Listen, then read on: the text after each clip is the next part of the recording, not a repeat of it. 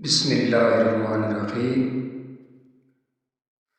میں شادیوں کو بہت پسند کرتا تھا۔ جو میری پھوپھو کی بیٹی تھی وہ بہت ماڈرن اور خوبصورت تھی۔ ہزاروں لڑکے اس پر مرتے تھے، پر میری ماں نے زبردستی میری شادی اپنی پردے دار بانجی سے کر دی۔ مجھے اس کے پردے سے سخت نفرت تھی۔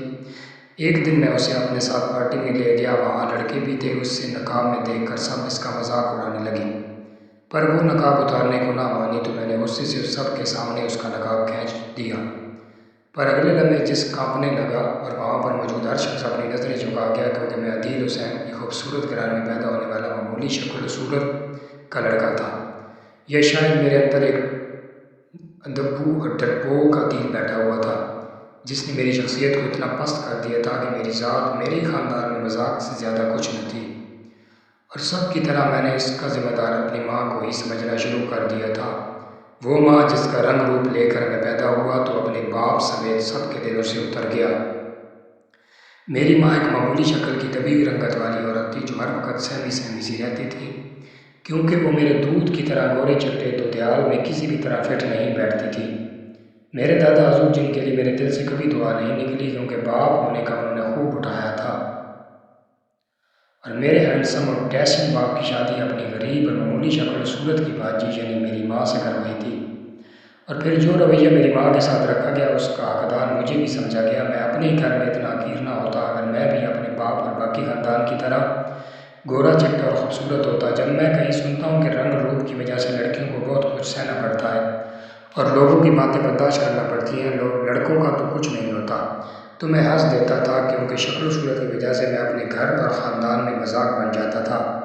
حالانکہ میں تو لڑکا تھا نا۔ میرے ابا نے دادا کے دباؤ میں آ کر شادی تو کر لی تھی میری ماں سے، لیکن وہ ساری زندگی تو ان کے ساتھ نہیں رہ سکتے تھے، اور جب میں پیدا ہوا تو ابا کا دل مزید اچاٹ ہو گیا اماں سے، مگر دادا کی وجہ سے چپ رہے، کیونکہ دادا نے جائیداد سے آگ کرنے کی دھمکی دے رکھی تھی۔ میں 7 سال کا تھا جب میرے بعد میری ایک بہن بھی دنیا میں آئی، اور اسے دیکھ کر ابا کے چہرے پر جو مسکراہٹ آئی تھی اسے دیکھ کر مجھے اپنی ہی بہن سے نفرت ہو گئی تھی، کیونکہ وہ ابا پر گئی تھی۔ گوری چٹی وہ ابا جیسی تھی، اور اس کی بڑی بڑی غزالی آنکھیں روبینہ پھوپھو جیسی تھیں، اور ہونٹ تو پھول کی پنکھڑیوں کی طرح تھے۔ وہ بے حد خوبصورت تھی، بلکہ اسے کوئی زیادہ ہی خوبصورت بنا دیا تھا خدا نے۔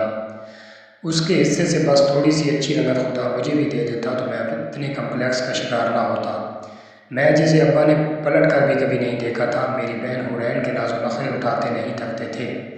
وہ حورین سے اتنا پیار کرتے تھے کہ انہیں حورین کو ماں کی گود سے اٹھا کر روبینہ پھوپھو کی گود میں ڈال دیا تھا۔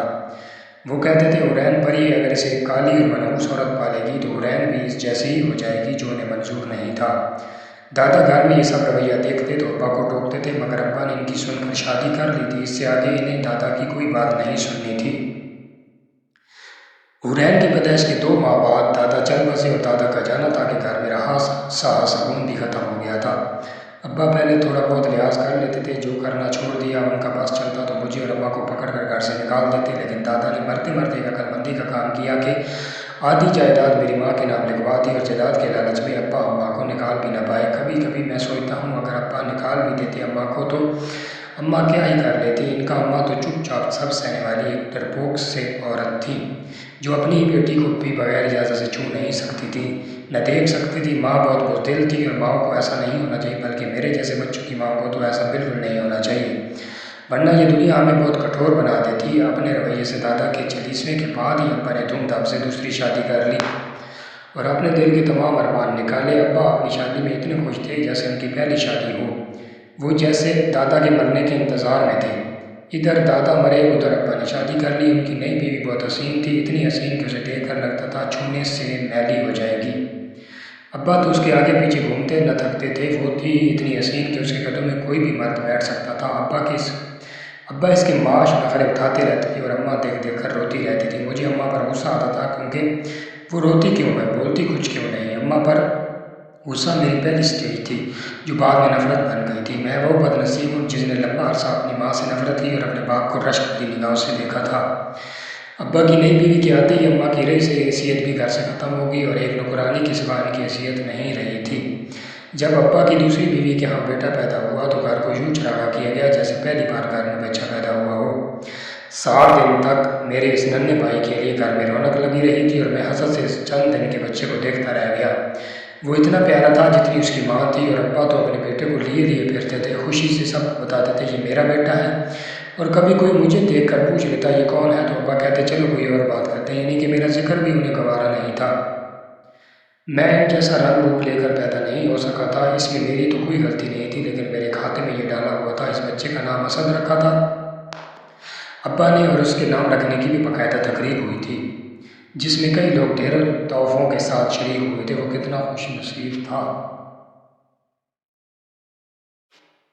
میں کبھی اسے رشک سے دیکھتا تو کبھی حسد سے، مجھے کبھی اسے نفرت ہوتی تو کبھی اس پر پیار آتا تھا۔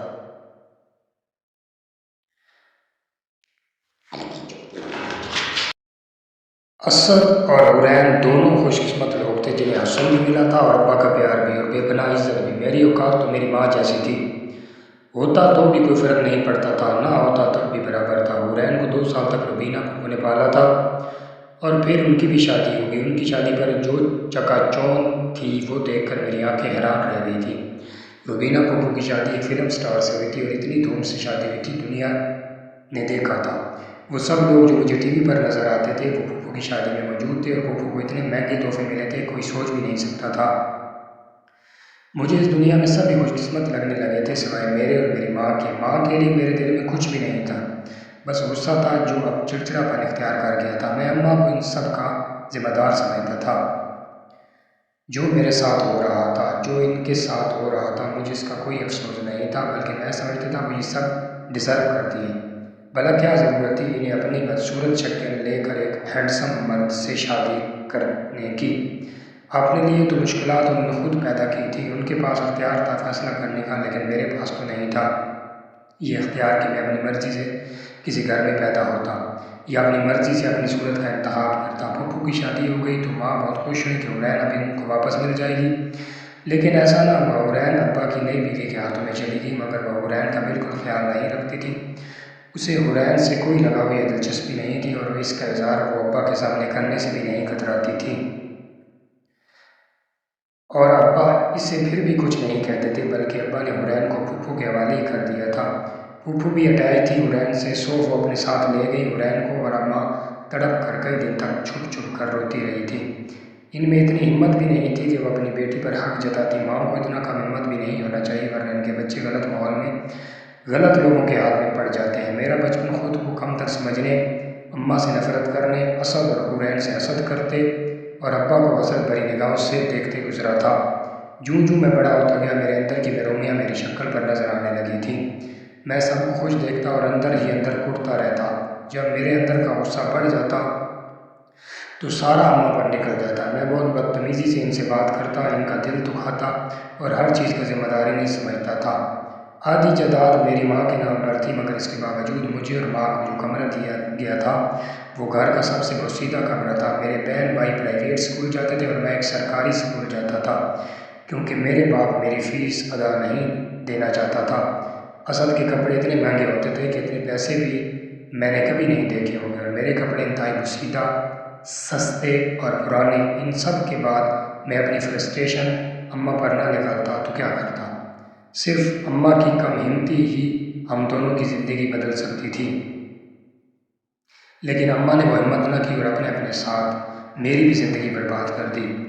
اماں ڈٹ کر بزنس سے آتے پرافٹ کا اپنا حصہ لیتی رہتی ہر ماہ، تو میں بھی اسد جیسی لگژری زندگی جی رہا ہوتا، لیکن اماں اسی پر خوش تھیں کہ ان کا محبوب شوہر انہیں کبھی چند ہزار تما دیتا تھا۔ کسی سے اتنی بھی محبت نہیں کرنی چاہیے کہ انسان خود سے محبت کرنا بھول جائے۔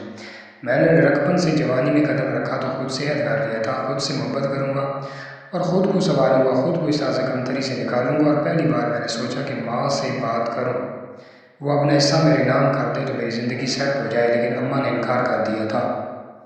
وہ ابا کو ناراض نہیں کر سکتی تھی، کسی صورت بھی نہیں۔ اتنے برسوں بعد بھی انہیں میرا نہیں اپنے شوہر کا خیال تھا، تو میں کیوں ایسی ماں سے محبت کرتا؟ پھر میں نے ان سے بات کرنی چھوڑ دی۔ میں نے ایک سرکاری کالج میں انٹر کا داخلہ لے لیا تھا، جہاں کلاسیں 2 سے 5 تک ہوتی تھیں۔